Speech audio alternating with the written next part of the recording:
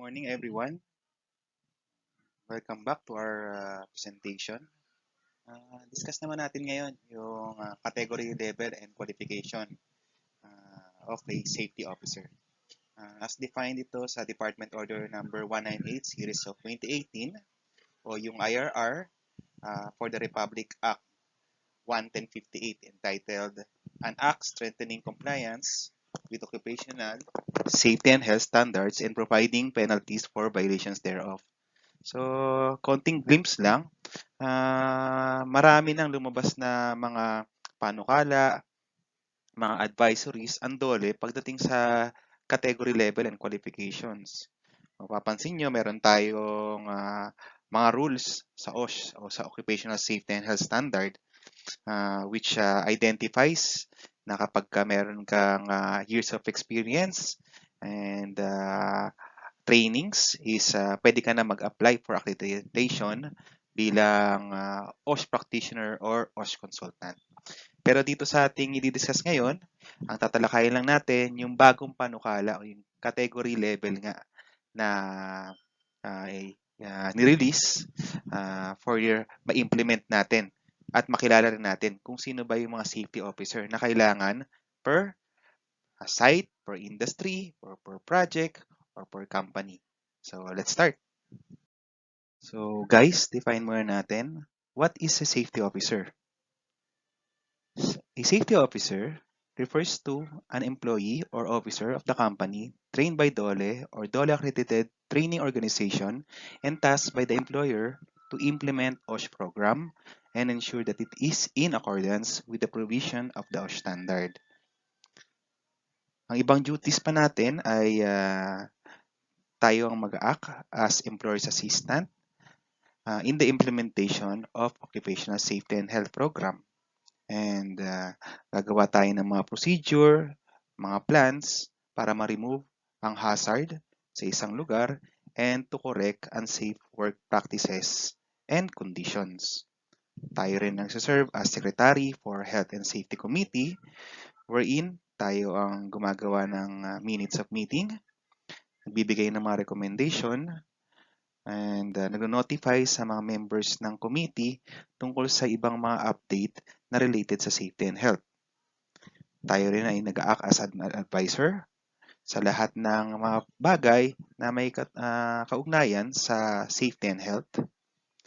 Tayo rin ang nag-iimbestiga ng mga aksidente o insidente sa isang lugar kasama ang mga members ng Health and Safety Committee. Tayo rin ang nagpo-provide ng assistance sa gobyerno o sa isang government agency during the course of inspection sa isang establishment o sa isang workplace. And lastly, tayo ay direct na nagre-report sa employer pagdating sa mga safety and health task. So, this is naman natin yung category level. Based sa DO 198-18, Section 14 for safety personnel or safety officer, nahati na to sa apat.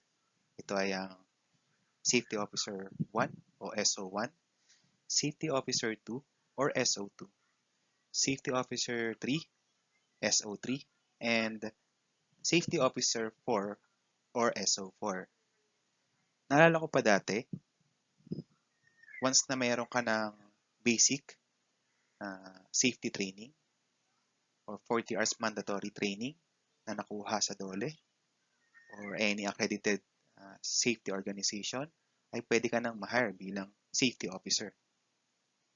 Nabe-base din dati sa qualification na pinoprovide ng isang company.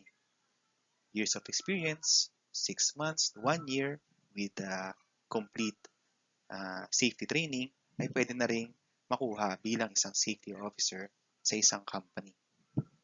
Ngayon, hinati na siya para magkaroon ng isang defined level kung nasa na ba ang isang safety officer sa kanyang career.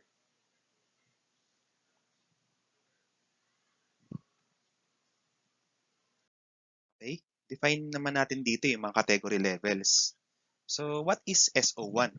Safety Officer 1 or SO1 refers to an employee who has completed the mandatory 8 hours OSH orientation course as prescribed in the OSH standards and 2 hours trainer's training. So, masabing ikaw ay isang safety officer kapag ikaw ay nakatapos na ng isang 8-hour OSH orientation or occupational safety and health course na piniprescribe ng standard natin. So, yan ay pwedeng ibigay ng DOLE or ng accredited safety training organization. And include na rin dito yung 2 hours trainer's training para tayo ay ma-certified na bilang Safety Officer 1. Okay, discuss naman natin ang SO2. Safety Officer 2 or SO2 refers to an employee who has completed the mandatory 40-hour OSH training course applicable to the industry as prescribed in the OSH standard. Kung nais nyo makakuha ng training course na applicable sa pinili mong industry, kailangan makahanap ka ng schedule ng training sa DOLE or any accredited safety training organization na nagbibigay ng 40 hours training. Magbibigay tayo ng halimbawa.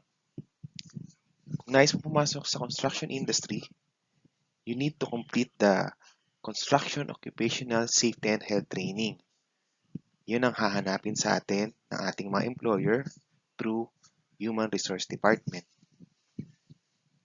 Aside pa dyan, pwede rin nilang hanapin yung years of experience mo.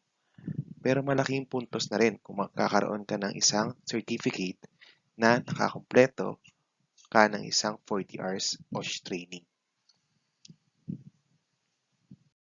Define naman natin ang SO3.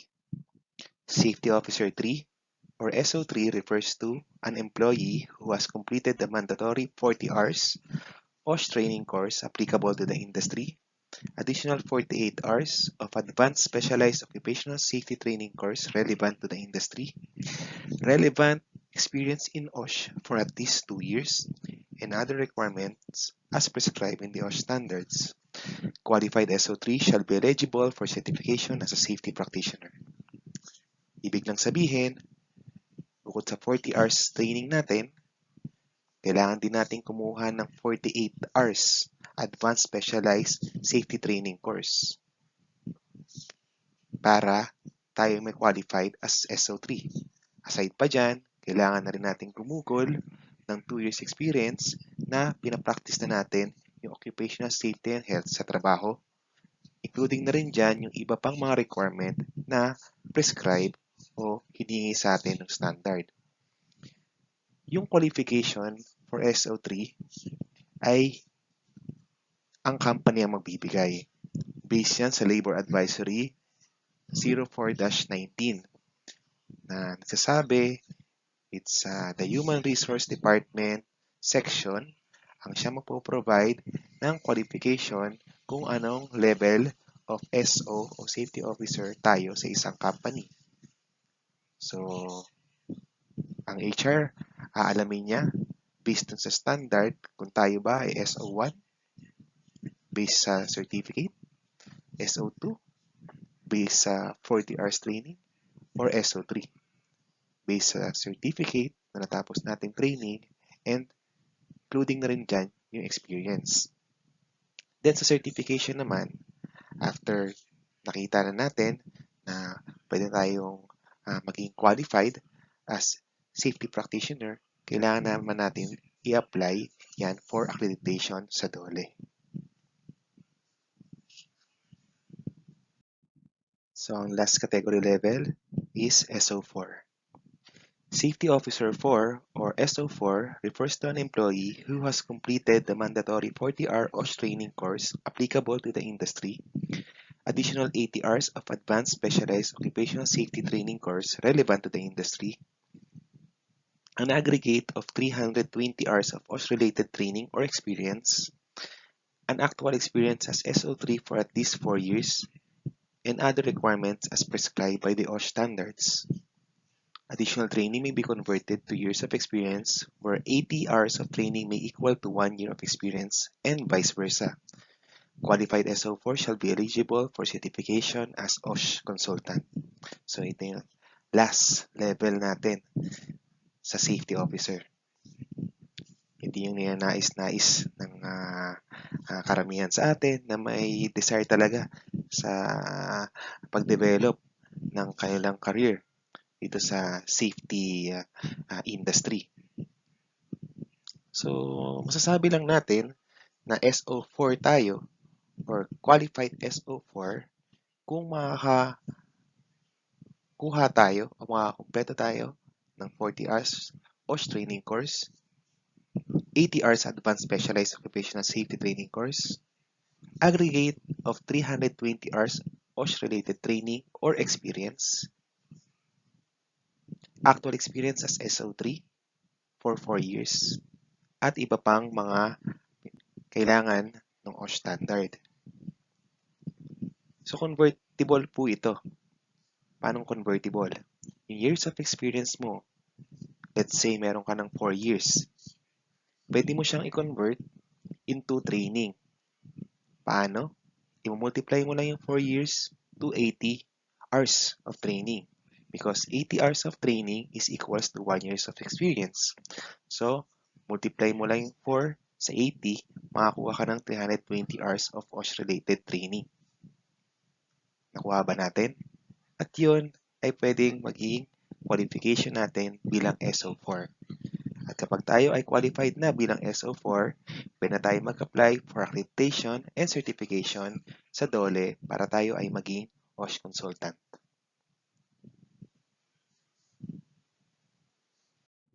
Okay, so let's study naman yung minimum qualification and number of safety officer for all covered workplaces. Makikita nyo sa table yung kailangan ng mga safety officer per different level of risk versus number of workers sa isang workplace. So let's break down. Sa number of workers, 1 to 9, for low risk, kailangan ng 1 SO1. Sa medium risk naman, kailangan ng 1 SO1 and sa high risk, kailangan ng 1 SO2. For 10 to 50 workers, sa low risk workplace, kailangan ng 1 SO1, sa medium risk, 1 SO2, at sa high risk, 1 SO3. For 51 to 99 workers, kailangan ng 1 SO2 for low risk, 1 SO2 for medium risk, and 1 SO2 and 1 SO3 for high risk. For 100 to 199 workers, 1 SO2 for low risk, 2 SO2 and 1 SO3 for medium risk, and for high risk, 1 SO2 and 1 SO3. For 200 to 250 workers, 2 SO2 or 1 SO3 for low risk, 2 SO2 and 1 SO3 for medium risk, and 2 SO3 for high risk. For 251 to 500 workers, 2 SO2 and 1 SO3 for low risk, 2 SO3 for medium risk, 1 SO2 and 2 SO3 for high risk. For 501 to 750, 2 SO2 and 1 SO3 for low risk, 2 SO3 for medium risk, 1 SO2 and 2 SO3 for high risk. For 751 to 1,000 workers, 2 SO3 for low risk, 2 SO3 for medium risk, and 1 SO2 and 2 SO3 for high risk. Every additional 250 or fraction thereof, no need na magtalaga ng safety officer sa low risk and medium risk. Pero pagdating sa high risk, kailangan ng 1 SO3 or 1 SO4. Additional 500 or fraction thereof, low risk, additional 1 SO3, and for medium risk, additional 1SO3 or 1SO4. Nakuha ba natin?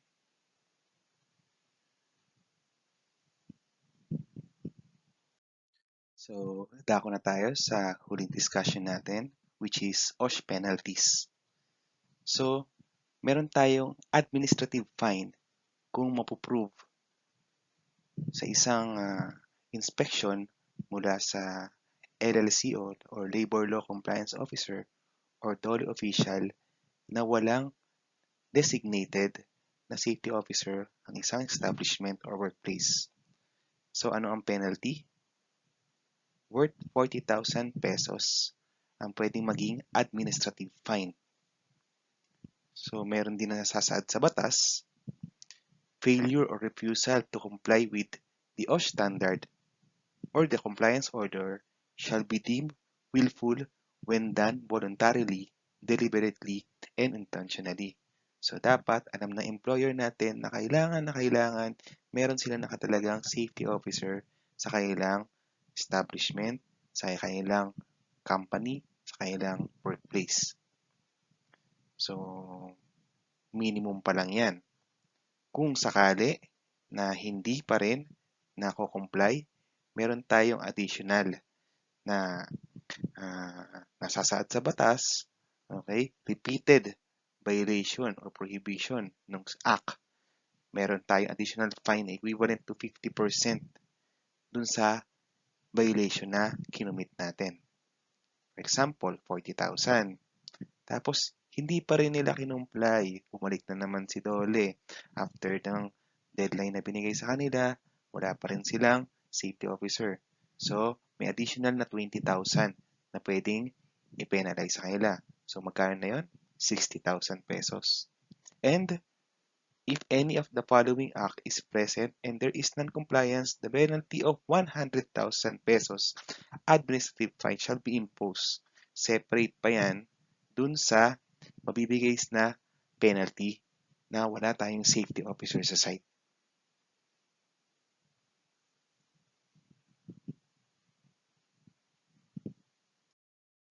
So, doon natatapos ang ating presentation. Kung may mga question kayo, please leave in the comments below.